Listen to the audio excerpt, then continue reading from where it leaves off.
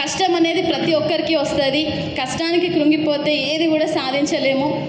మేము పడ్డ స్ట్రగుల్స్ ఇంక చాలామందికి అసలు లేవు. మేము అంటే పడ్డారు, వాళ్ళ కష్టాలు వాళ్ళే, మా కష్టాలు మావి.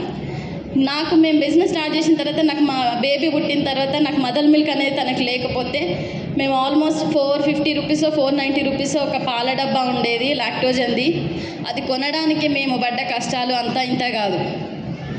మా వారైతే అడగని వాళ్ళు లేరు పైసలు. స్టార్టింగ్లో కొద్ది రోజులు నేను మా అమ్మ ఇచ్చిన డబ్బులతోటే నేను బతికిందేమో. వాస్తవానికి నా బిడ్డను నేను బతికించుకున్నా అంటే దానికి కారణం మా అమ్మ.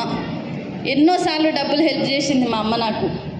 ఎన్నోసార్లు మా సార్ ఎక్కడెక్కడ ఎవరెవరిని అడుగుతున్నాడో నాకు తెలియదు, కానీ సాయంత్రానికి పాల డబ్బా కావాలి అంటే పాల డబ్బా తీసుకొనే ఇంటికి వచ్చేటోడు. కానీ దాని దగ్గర ఉందా లేదా నాకు తెలియదు, కానీ నా బిడ్డ నాకు ముఖ్యం కాబట్టే ఆ రోజు అట్లా నిర్ణయం తీసుకున్నాము. ఈరోజు వెస్టీజ్లో మా హయ్యెస్ట్ చెక్ 7.5 లక్షలు, మేము 2 కోట్లు పెట్టి ఇల్లు తీసుకున్నాము.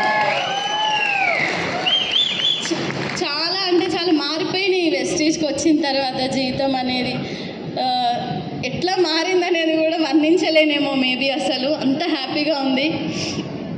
ఈరోజు మా పాప వేలు పెట్టి చూపిస్తే ఏదైనా కొనిపించే స్టేజ్లో మేము ఉన్నాము. దానికి చాలా గర్వపడుతున్నాం. అట్లనే మన యొక్క మెంటర్ ఎవరైతే ఉన్నారో ఎస్పీ బారిల్ సార్ అండ్ ఫ్యామిలీకి మేము ఎప్పటికీ కూడా కృతజ్ఞులమై ఉంటామండి. Thank you Vestige and wish you well.